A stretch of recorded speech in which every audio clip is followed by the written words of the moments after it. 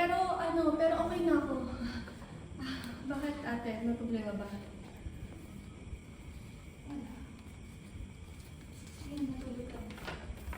Sige ate, good night.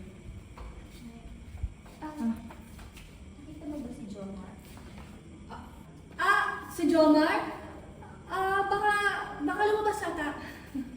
Sige, hanapin mo na. Sige ate. Silip konti. Sarado.